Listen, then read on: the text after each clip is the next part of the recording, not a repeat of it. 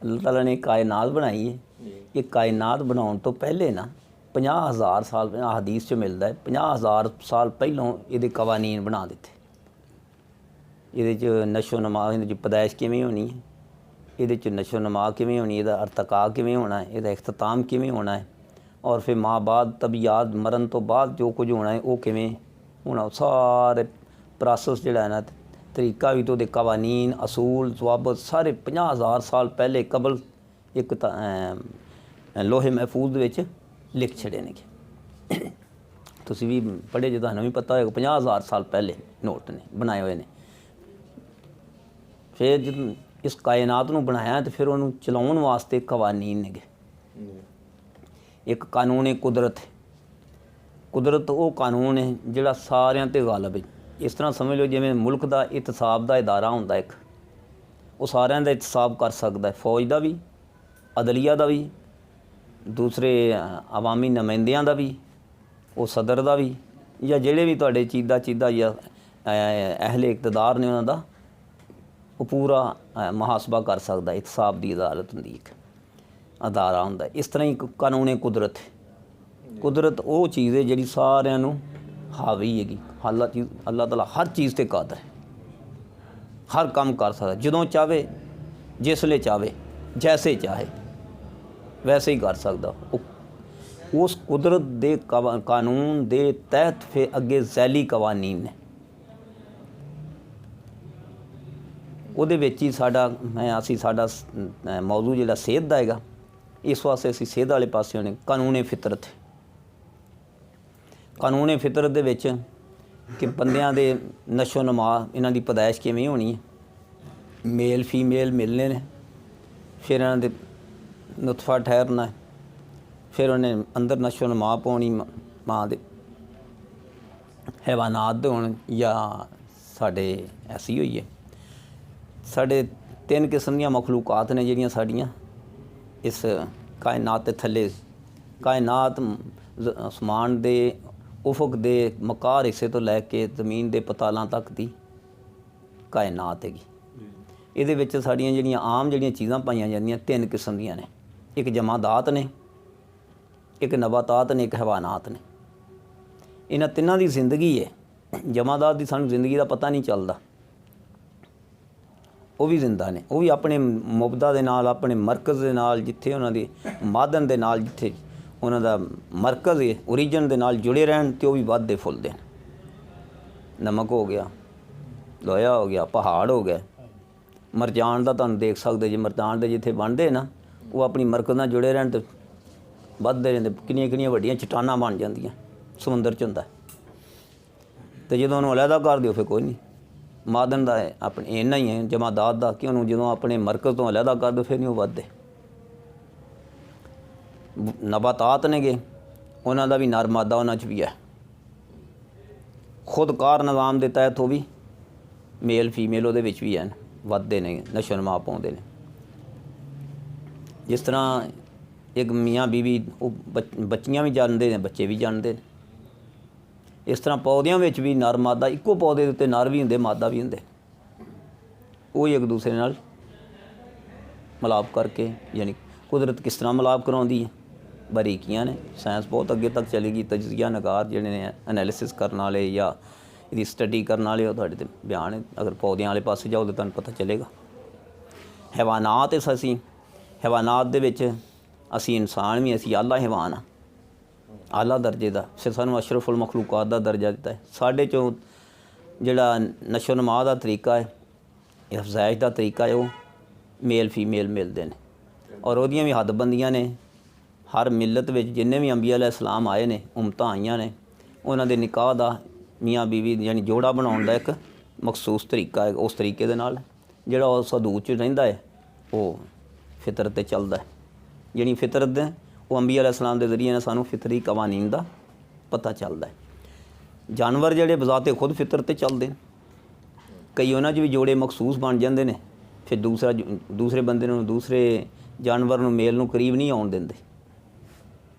तो कई ओपन ही होंदे ने, आवारा ही होंदे ने, जिहड़ा मर्जी जिथे मर्जी। इंसानां विच जिहड़ियां आवारा हो जांदे ने कि लोग चकले खुले ने या दूसरे ने, उत्थे भी ਜਿਹੜਾ ਮਰਜ਼ੀ ਜਿੱਥੇ ਮਰਜ਼ੀ ਟੋਭਾ ਲਾ ਜਾਏ। ਵਰਨਾ ਫਿਤਰਤ ਇਹ ਹੈਗੀ ਕਿ ਇੱਕ ਹਦੂਦ ਨੇ, ਜਾਨਵਰ ਨਹੀਂ ਹੈਗੇ, ਜੰਗਲ ਦਾ ਕਾਨੂੰਨ ਨਹੀਂ, ਹਦੂਦ ਦੇ ਵਿੱਚ ਰਹਿਣਾ। ਇਹ ਫਿਤਰ ਜਦੋਂ ਅਸੀਂ ਆਪਣੀ ਹੱਦ ਤੋਂ ਵੱਧਨੇ ਆ ਫਿਤਰਤ ਕਵਾਨੀਨ ਤੋਂ, ਸਾਡੀ ਇਹ ਵੀ ਫਿਤਰਤ, ਅਸੀਂ ਇਹ ਇੱਕ ਪਹਿਲੂ ਦੱਸਿਆ ਮੈਂ। ਹੋਰ ਫਿਤਰੀ ਕਵਾਨੀਨ ਨੇ, ਸਾਡੇ ਬੱਚੇ ਜਿਹੜੇ ਸਾਡੇ ਬਿਸਤਰ 'ਤੇ ਜੰਮਣਗੇ ਉਹ ਸਾਡੇ ਬੱਚੇ, ਅਸੀਂ ਉਹਦੀ ਜ਼ਿੰਮੇਦਾਰੀ ਹੈ, ਕਫਾਲਤ ਦੇ ਵੀ ਜ਼ਿੰਮੇਦਾਰ ਹੈ, ਵਿਰਾਸਤ ਵੀ ਉਹਨਾਂ ਦੀ ਵੰਡੀ ਜਾਣੀ ਹੈਗੀ। ਫਿਰ ਉਹਨਾਂ ਦੀ ਜਿਹੜੀ ਪਰਵਰਿਸ਼ ਜਾਂ ਉਹਦੀ ਦੂਸਰੀ ਤਰਬੀਅਤ ਸਾਰੀ ਜ਼ਿੰਮੇਦਾਰੀ ਸਾਡੇ 'ਤੇ ਆਉਂਦੀ ਹੈਗੀ। ਜਦੋਂ ਬਾਹਰ ਕੋਈ ਹੋਰ ਗੈਰ ਦਾ ਹੁੰਦਾ ਤਾਂ ਅਸੀਂ ਨਫ਼ਰਤ ਕਰਨੇ, ਮਾਸ਼ਰਾ ਵੀ ਗੰਦਾ ਹੁੰਦਾ। ਇਹ ਕਾਨੂੰਨੀ ਫਿਤਰਤ ਤੋਂ ਅਸੀਂ ਬਗਾਵਤ ਕਰਨ। ਜਦੋਂ ਇਸ ਤਰ੍ਹਾਂ ਬੇਟੇ ਹੱਦ ਟੱਪ ਜਾਂਦਾ ਹੈ ਕੋਈ, ਕਾਨੂੰਨੀ ਫਿਤਰਤ ਤੋਂ ਬਾਹਰ ਨਿਕਲ ਜਾਂਦਾ ਹੈ, ਹਦੂਦ ਜਿਹੜੀਆਂ ਮੁਤੱਯਨ ਕੀਤੀਆਂ ਉਹਨਾਂ ਤੋਂ ਬਾਹਰ ਨਿਕਲ ਜਾਂਦਾ ਹੈ, ਫਿਰ ਉੱਥੇ ਕਾਨੂੰਨੀ ਕੁਦਰਤ ਜਿਹੜਾ ਹੈ ਨਾ, ਕਾਨੂੰਨੀ ਫਿਤਰਤ ਵੀ ਕੰਮ ਕਰਦਾ, ਫਿਰ ਕਾਨੂੰਨੀ ਕੁਦਰਤ ਵੀ ਆਉਂਦਾ। ਫਿਰ ਉੱਥੇ ਬੇਟੇ ਜ਼ਵਾਲ ਆ ਪੈਂਦੇ ਨੇ, ਵਬਾਵਾਂ ਆ ਪੈਂਦੀਆਂ ਨੇ, ਜ਼ਲਜ਼ਲੇ ਆ ਪੈਂਦੇ ਨੇ, ਸੈਲਾਬ ਆ ਪੈਂਦੇ ਨੇਗੇ, ਜਾਂ ਹੋਰ ਕੋਈ ਤੂਫਾਨੀ ਤੁਹਾਡੇ 'ਤੇ ਆਫਤਾਂ ਆ ਪੈਂਦੀਆਂ ਨੇ। ਪਹਿਲੀਆਂ ਕੌਮਾਂ ਦੇ ਉੱਤੇ ਹਜ਼ਰਤ ਲੂਤ अलैहिस्सलाम ਦੀ ਕੌਮ ਦੇ ਉੱਤੇ ਬਸਤੀ ਨੂੰ ਉਲਟ ਦਿੱਤਾ, ਫਿਰ ਉੱਤੇ ਪੱਥਰਾਂ ਦੀ ਬਾਰਿਸ਼ ਬਰਸਾਈ ਗਈ। ਇਹ ਕਾਨੂੰਨ ਕੁਦਰਤ ਦੇ ਤਹਿਤ ਫਿਰ ਆ ਗਿਆ। ਫਿਰ ਇਸ ਤਰ੍ਹਾਂ ਹੀ ਹਜ਼ਰਤ ਨੂਹ अलैहिस्सलाम ਦੀ ਕੌਮ ਹੈ, ਉਹਨਾਂ ਨੂੰ ਪਾਣੀ 'ਚ ਡੁਬੋ ਛੱਡਿਆ ਸੀ। ਹਜ਼ਰਤ ਫਿਰ ਉਨੀ ਸਨ ਮੂਸਾ अलैहिस्सलाम ਦੇ, ਉਹਨਾਂ ਨੇ ਪਾਣੀ 'ਚ ਡੁਬੋ ਦਿੱਤਾ। ਕਿਵੇਂ ਡੁਬੋਇਆ? ਮਤਲਬ ਮੁਖਤਲਿਫ ਮੌਕੇ ਦੇ ਉੱਤੇ ਮੁਖਤਲਿਫ ਅੰਦਾਜ਼ ਨਾਲ ਆਉਂਦਾ ਰਿਹਾ। ਸਾਡੇ ਹੀ ਇੱਥੇ ਆ ਭੂਚਾਲ ਆਇਆ, ਕਿਵੇਂ ਆਇਆ ਸੀ ਜ਼ਲਜ਼ਲਾ ਕਸ਼ਮੀਰ ਦੇ ਵਿੱਚ, ਹੁਣ ਵੀ ਛੋਟੇ ਮੋਟੇ ਆਉਂਦੇ ਰਹਿੰਦੇ ਨੇਗੇ।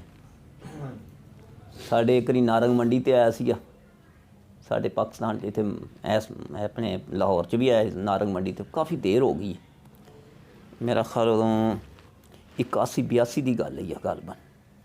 ਇੰਨਾ ਜ਼ਲਜ਼ਲਾ ਆਇਆ, ਮੈਂ ਉੱਥੇ ਨਾਰੰਗ ਮੰਡੀ ਗਿਆ ਜ਼ਲਜ਼ਲੇ ਤੋਂ ਬਾਅਦ। ਟਰੈਕਟਰ ਛੱਤ ਦੇ ਉੱਤੇ ਡਿੱਗਾ, ਇੱਕ ਮਕਾਨ ਦੀ ਛੱਤ ਹੀ ਉਲਟ ਗਈ, ਸਾਰੀ ਛੱਤ ਹੀ ਨਹੀਂ ਗਾਇਬ ਹੋ ਗਈ, ਪਤਾ ਨਹੀਂ ਕਿੱਥੇ ਜਾ ਪਈ।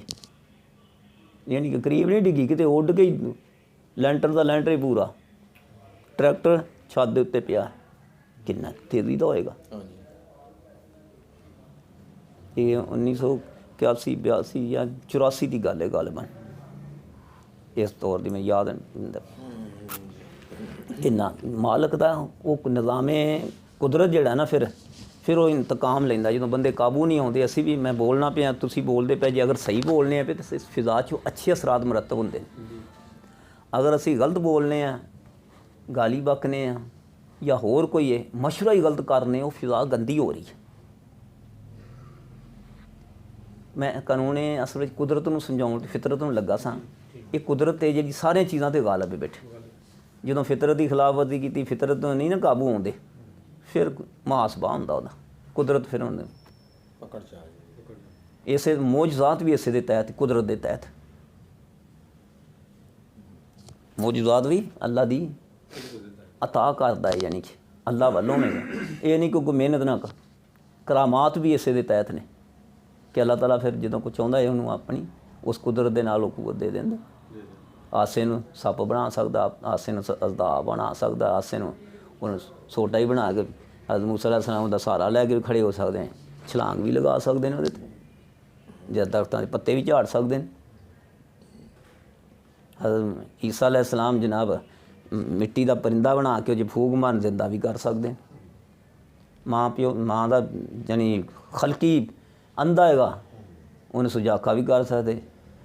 ਖਲਕੀ ਕੋੜ ਹੈਗਾ ਜਾਂ ਬਰਸੇ ਤੁਹਾਡੀ, ਉਹਨੂੰ ਵੀ ਠੀਕ ਕਰ ਸਕਦੇ ਨੇ। ਇਹ ਹੈ ਕੁਦਰਤ, ਮਾਲਕ ਜਿਸ ਤਰ੍ਹਾਂ ਚਾਹੇ। ਅਤੇ ਉਹਦੇ ਤਹਿਤ ਨੇ ਕਵਾਨੀਨ ਫਿਤਰਤ ਦੇ ਕਵਾਨੀਨ ਦੇ ਤਹਿਤ ਹੀ ਸਾਡੇ ਸਿਹਤ ਦੇ ਅਸੂਲ ਨੇ। ਉਹਦੇ ਤਹਿਤ ਹੀ ਸਾਡੀ ਫਿਤਰਤ ਦੇ ਤਹਿਤ ਹੀ ਸਾਡੀ ਕਵਾਨੀਨ ਹਯਾਤ ਜ਼ਿੰਦਗੀ ਦੇ। ਇਹਨਾਂ ਕਵਾਨੀਨ ਦੇ ਤਹਿਤ ਹੀ ਸਾਡੀ ਬਕਾਏ ਨਸਲ ਦੇ ਕਵਾਨੀਨ, ਕਿ ਸਾਡੀ ਨਸਲ ਕਿਵੇਂ ਬਕਾ ਰਹਿਣੀ। ਜ਼ਿੰਦਗੀ ਨੂੰ ਬਚਾਉਣ ਵਾਸਤੇ ਵੀ ਕਵਾਨੀਨ ਨੇ, ਜ਼ਿੰਦਗੀ ਦੀ ਹਿਫਾਜ਼ਤ ਕਿਵੇਂ, ਖਾਣ ਪੀਣ ਵਾਲਾ ਮਾਮਲਾ। ਫਿਰ ਨਸਲ ਕਿਵੇਂ ਬਕਾਏਗਾ, ਉਹਦਾ ਜੋ ਇੱਕ ਦੂਸਰੇ 'ਚ ਮੁਹੱਬਤ ਪੈਦਾ ਕਰਨੀ, ਮੇਲ ਫੀਮੇਲ 'ਚ ਮੁਹੱਬਤ ਪੈਦਾ ਕਰਤੀ, ਉਹਨਾਂ ਨੂੰ ਇੱਕ ਦੂਸਰੇ ਨਾਲ ਮਿਲ ਕੇ ਸਕੂਨ ਆਉਣਾ, ਉਹਦਾ ਸਕੂਨ ਨਹੀਂ ਆਉਂਦਾ ਇਹ ਤਾਂ ਕਿ ਨਸਲ ਵੱਧਦੀ ਰਹੇ। ਸਮਝ ਗਏ ਜੀ। ਇਹ ਕਵਾਨੀਨ ਸਿਹਤ ਜਿਹੜਾ ਇਹਨਾਂ ਦੀ ਸਹੀ ਤਰ੍ਹਾਂ ਓਰੀਜਨਲ ਤਰੀਕੇ ਨਾਲ ਅਗਰ ਅਮਲ ਕਰਦਾ ਹੈ ਫਿਤਰ ਦੇ ਮੁਤਾਬਕ ਕੋਈ ਊਂਚ ਨੀਚ ਨਹੀਂ ਹੋਣੀ। ਉੱਥੇ ਵੀ ਜਿਸ ਤਰ੍ਹਾਂ ਸਾਡੇ ਇਸ ਤਰ੍ਹਾਂ ਨਫਸ ਹੈ ਨਾ, ਇਸ ਤਰ੍ਹਾਂ ਉੱਥੇ ਵੀ ਜ਼ਮੀਨ ਦੇ ਵਿੱਚ ਵੀ ਨਫਸੀਆਤ, ਉੱਥੇ ਵੀ ਤਾਂ ਅੱਗ ਹੈ। ਉਹ ਵੀ ਸਾਡੀ ਅਸਲ ਵਿੱਚ ਉੱਤੇ ਜ਼ਮੀਨ ਦੇ ਜੋ ਕੁਝ ਹੁੰਦਾ ਉਹ ਜ਼ਮੀਨ ਦੇ ਥੱਲੇ ਵੀ ਉਹ ਕੁਝ ਫਿਰ ਉਹਦੇ ਅਸਰਾਤ ਮਰਤਬ ਹੁੰਦੇ ਨੇ। ਯਾਨੀ ਹਰ ਚੀਜ਼ ਨੂੰ ਤੁਸੀਂ ਇਹ ਐਵੇਂ ਆਜ਼ਾਦ ਆਨਾ ਨਹੀਂ ਹੈਗਾ। ਇਹ ਅੱਲਾ ਨੇ ਜਿਹੜੀ ਕਾਇਨਾਤ ਬਣਾਈ ਹੈ ਪੂਰੀ ਹਕਮਤ ਬਾਲਗਾ ਨਾਲ ਸੋਚ ਸਮਝ ਕੇ ਸ਼ੌਰੀ ਤੌਰ 'ਤੇ ਔਰ ਪੂਰੇ ਇੱਕ ਨਿਜ਼ਾਮ ਦੇ ਤਹਿਤ ਬਣਾਈ। ਐਵੇਂ ਨਹੀਂ ਬਣ ਗਈ ਆਪਣੇ ਆਪ ਕਿ ਜਨਾਬ ਧਮਾਕਾ ਹੋਇਆ ਤੇ ਇੰਝ ਹੋ ਗਿਆ ਤੇ ਇਹ ਹੋ ਗਿਆ ਉਹ ਹੋ ਗਿਆ। ਅੱਲਾ ਦੇ ਕੁਨ ਕਹਿਣ ਨਾਲ ਬਣੀ ਹੈਗੀ।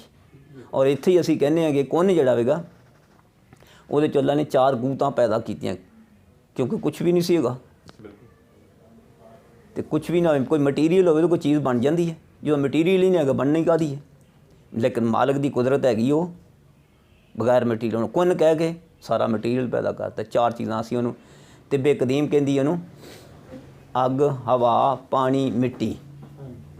ਅਸੀਂ ਉਹਨੂੰ ਇਸ ਵੱਡਿਆਂ ਨੇ ਇਸ ਵਾਸਤੇ ਸ਼ਊਰ ਦਿੱਤਾ ਕਿ ਲੋਕਾਂ ਨੂੰ ਅੱਗ ਦਾ ਪਤਾ ਸੀ, ਲੋਕਾਂ ਨੂੰ ਹਵਾ ਦਾ ਪਤਾ, ਲੋਕਾਂ ਨੂੰ ਪਾਣੀ ਦਾ ਪਤਾ, ਲੋਕਾਂ ਨੂੰ ਮਿੱਟੀ ਦਾ ਪਤਾ। ਇਸ ਵਾਸਤੇ ਉਹ ਸ਼ਊਰ ਦੇਣ ਵਾਸਤੇ ਉਹ ਚੀਜ਼ਾਂ ਕੀਤੀਆਂ। ਵਰਨਾ ਉਹ ਬੜੀਆਂ ਲਤੀਫ ਤਰੀਨ ਚੀਜ਼ਾਂ ਨੇਗੀਆਂ। ਇਸੇ ਵਾਸਤੇ ਹੁਣ ਲਾ ਤਜੱਜ਼ਾ ਕਹਿੰਦੇ। ਗੱਲ ਸਮਝ ਆਉਂਦੀ ਨਾ। ਉਹ ਤੇ ਉਹ ਲਤੀਫ ਉਹ ਉਹਨਾਂ ਦੀ ਕੈਫੀਅਤ ਹੈ, ਮਿਜ਼ਾਜ ਨਹੀਂ ਹੈਗਾ। ਮਸਲਨ ਅੱਗ ਜਿਹੜੀ ਉਹ ਗਰਮ ਹੈ, ਹਵਾ ਜਿਹੜੀ ਉਹ ਤਾਰ ਹੈ, ਪਾਣੀ ਜਿਹੜਾ ਸਰਦ ਹੈ, ਮਿੱਟੀ ਜਿਹੜੀ ਉਹ ਖੁਸ਼ਕ ਹੈ। ਉਹਦੀਆਂ ਕੈਫੀਆਤ ਵੀ ਹੋਣ। ਉਹ ਕੈਫੀਆਤ ਜਿਹੜੀਆਂ ਨੇ ਉਹਨਾਂ ਨੂੰ ਅਸਲ ਵਿੱਚ ਉਹ ਕੈਫੀਆਤ ਨੇ ਜਿਹੜੀਆਂ ਨੇ ਅੱਲਾ ਨੇ ਕੁਨ ਕਿਹਾ 4 ਕੈਫੀਆਤ ਨਿਕਲੀਆਂ, 4 ਕੂਵਤਾਂ ਨਿਕਲੀਆਂ, 4 ਰੂਹਾਂ ਨਿਕਲੀਆਂ ਨੇ। ਫਿਰ ਉਹਨਾਂ ਤੋਂ ਉਹਨਾਂ ਦਾ ਇਮਤਜ਼ਾਜ ਹੋਇਆ ਹੈ, ਆਪਸ ਵਿੱਚ ਮਿਲਾਪ ਹੋਇਆ ਹੈ, ਮਲਾਪ ਦਰ ਮਲਾਪ ਹੋਇਆ ਹੈ। ਫਿਰ ਉਹਨਾਂ ਦੇ ਮਰਕਬਾਤ ਬਣੇ ਨੇ। ਫਿਰ ਮਰਕਬਾਤ ਬਣ ਕੇ ਫਿਰ ਉਹਨਾਂ ਤੋਂ ਜਮਾਦਾਤ ਬਣੇ ਨੇ। ਫਿਰ ਉਹਨਾਂ ਤੋਂ ਨਬਾਤਾਤ ਬਣੇ ਨੇ। ਫਿਰ ਉਹਨਾਂ ਤੋਂ ਹੈਵਾਨਾਤ ਬਣੇ ਨੇ। ਆਖਰ 'ਤੇ ਇਨਸਾਨ ਬਣਿਆ। ਇਹ ਦਰਜਾ ਬਦਰਜਾ ਨੇਗੇ।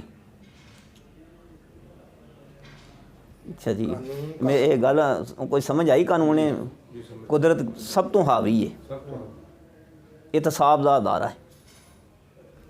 ਅਤੇ ਉੱਥੇ ਜਿਹੜਾ ਬੰਦਾ ਜਿਹੜਾ ਜਿਵੇਂ ਬੰਦਾ ਨਹੀਂ ਆਪਣੇ ਬੰਦਾ ਜਿਹੜਾ ਅਦਾਰਾ ਉਹ ਫਿਰ ਉਹਦੇ ਕੋਲੋਂ ਹੀ ਕੋਈ ਪੁੱਛ ਵਾਲਾ ਹੋਏਗਾ। ਲੇਕਿਨ ਅੱਲਾ ਕੋਲ ਕੋਈ ਪੁੱਛ ਨਹੀਂ। ਅੱਲਾ ਤਾਂ ਜ਼ਾਤੇ ਖੁਦ ਜਿਹੜਾ ਸਭ ਉਹ ਗਲਤ ਕਰਦਾ ਹੀ ਨਹੀਂ ਪੁੱਤਰ। ਉਹ ਕਰਦਾ ਹੀ ਸਹੀ ਹੈ ਜੀ। ਅੱਲਾ ਦਾ ਜੋ ਅਮਰ ਹੈ ਨਾ ਉਹ ਹੱਕ ਹੈ, ਸੱਚ ਹੈ।